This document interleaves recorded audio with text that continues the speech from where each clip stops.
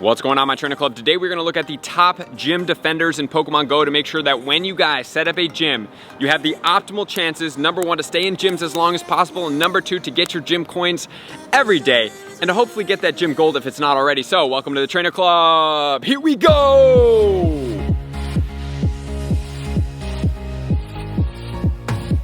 Welcome back, everybody. Let me know in the comments below, are you guys excited about getting into gym defenders in Pokemon Go? This is gonna be the first time that I've ever made this type of video in Pokemon Go. If you guys do want to see everything about gyms, how to get gyms gold, what's the importance of getting gyms gold, please check the video out up here that we already put out this week.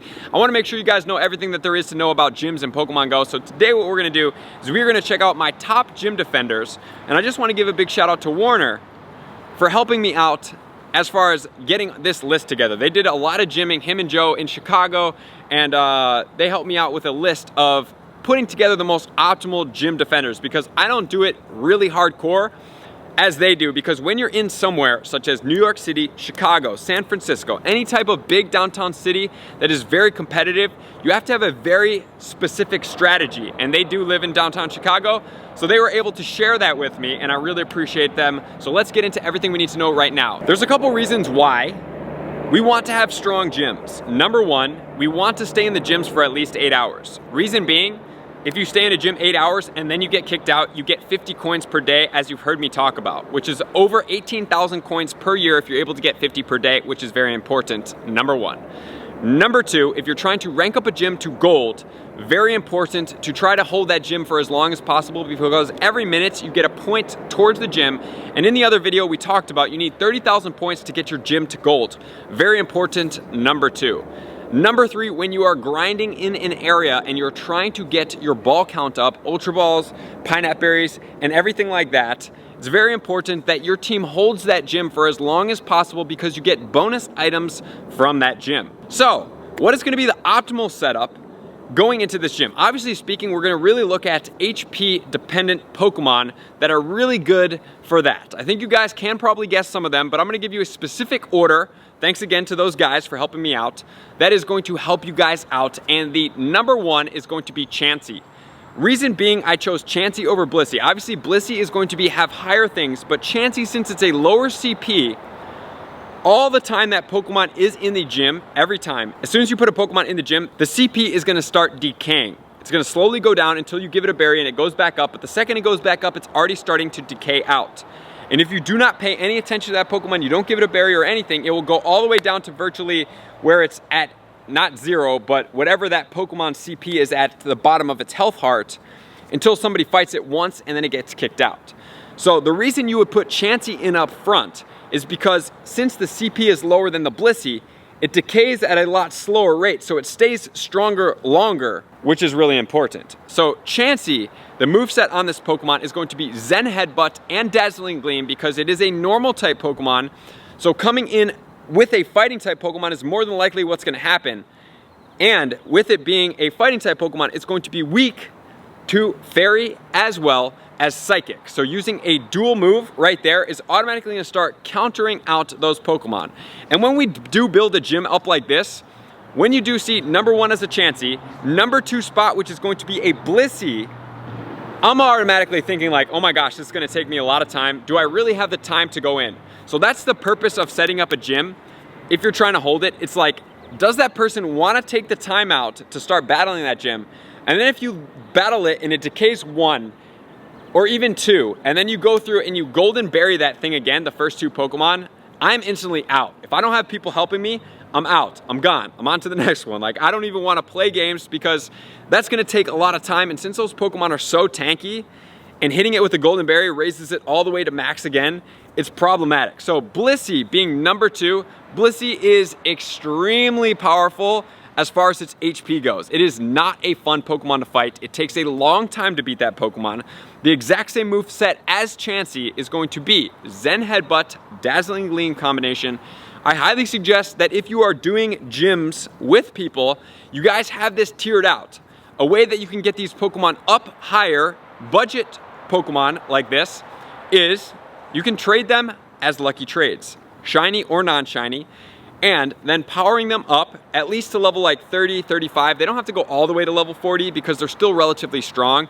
And after level 35, you really don't get that much more on those Pokemon. Sure, it does help, but it's not necessary. So level 35 of these Pokemon from Lucky Pokemon is going to be really effective. So that is gym spot number 1, and number 2, that is going to be a powerful combination, not fun to fight, especially when somebody fights it and it gets hit with a golden berry. That is almost like an instant deterrent unless that person is stubborn and wants to keep fighting it for some reason. And then in spot number 3, we are going to recommend Gardevoir. Gardevoir is kind of a nice little like saucy pick in this mix with the moveset of Charm and either Synchronoise or Dazzling Gleam combination. So one of those two moves, remember Synchronoise is going to be the Comde move of that Pokemon. So I would suggest putting this Pokemon in there.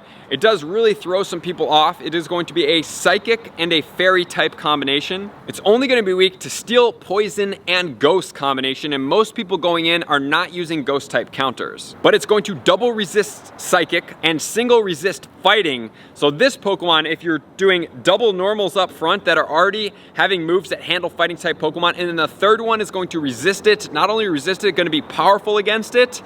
Really powerful Pokemon to throw into this spot. And then in spot number 4, I'm gonna go with Wobbuffet with Charm and Mirror Coat. Reason being is Wobbuffet has a tremendous amount of HP.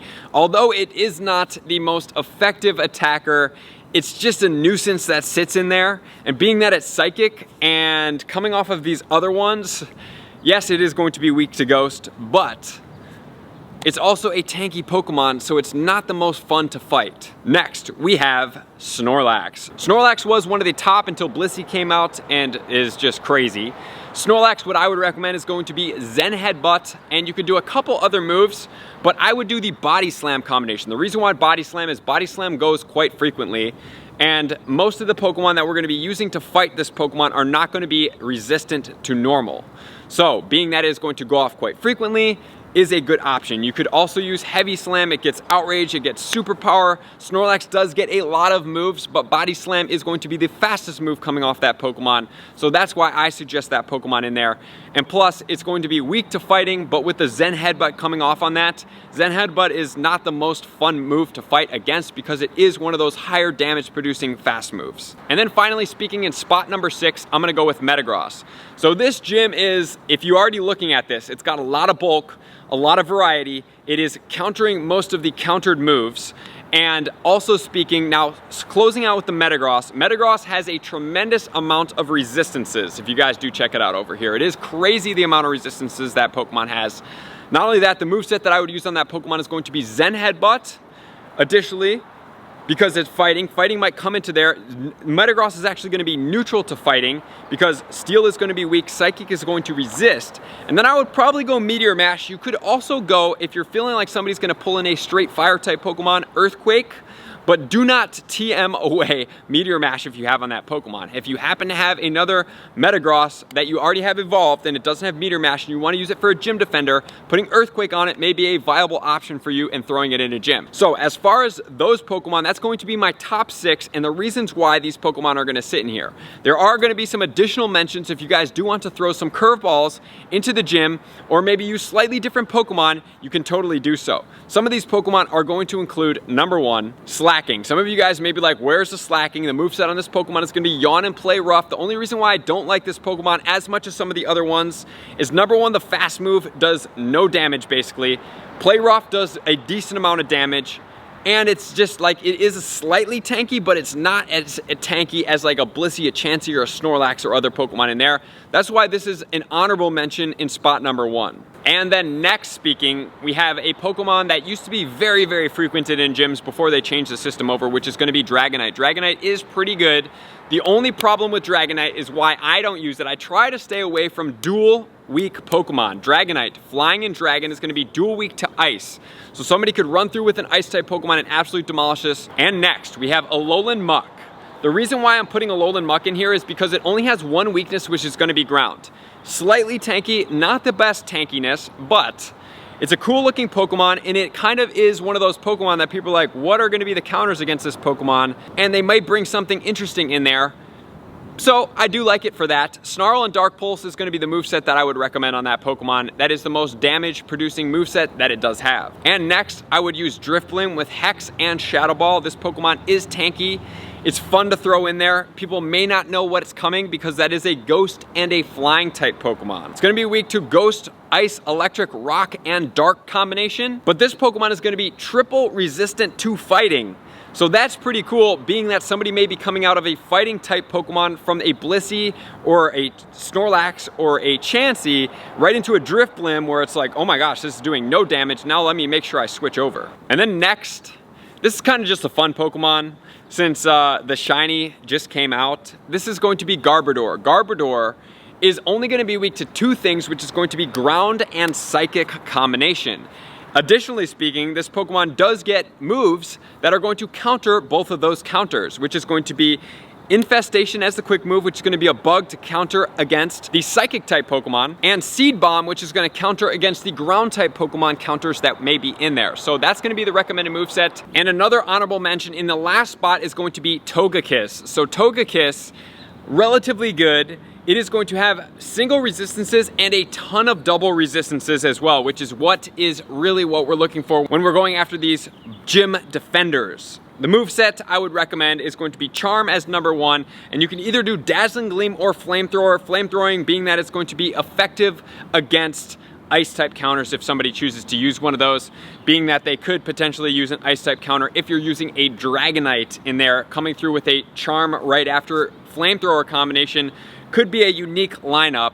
And finally speaking, do not use Tyranitar. Tyranitar has a double weakness to fighting, as well as Aggron, also double weak to fighting. They are not effective gym defenders. Even though they look really cool, they are not going to get it done. So I highly suggest you guys do not put those Pokemon in there. They are not effective. They do not do it to the ability that you are looking to get it done at. And if you guys do have any other ones or specific gym combinations that you guys do like, please drop them in the comments below. I'd be happy to hear and check them out, as well as I'm sure a lot of other people would be as well. So I hope this helps, guys. I hope this helps understand how to make really effective gyms. And then when you see those Pokemon getting beaten down, I always wait until there is 2 battles done, and then I hit it with the Golden Raspberry, because that means they spent a lot of time going through your gym once, twice. Golden Raspberry, it pops all the health extremely all the way back up in 1 berry, and then they have to say, am I ready to do this all over again? Because that was a lot of time. And that's really what's happening here. In my mind, it's a battle of how much time is this person willing to put in battling against my Pokemon in a gym before he's like, this isn't worth it because it's taking so long. Some people are, most people are not. So thank you guys for tuning in. Likers, commenters, subscribers, Patreon members, everybody that takes their support, subscription, and participation to the next level. I'm gonna see you guys out on the next video. Peace. I want to take this time to thank everybody who supports me in every facet. It means the world to me, and an extra special thank you to all my Patreons. I greatly appreciate the extra support to continue to allow me to pursue Pokemon Go full time, allowing me to create my daily video uploads in the most timely fashion for everyone's benefit. Plus, I get the amazing experience of sharing my creative processes behind the scenes and raiding all around the globe with select upper tiers. Thank you everybody for being a part of the Trainer Club. You all mean the absolute world to me, and I will see you guys out on the next video.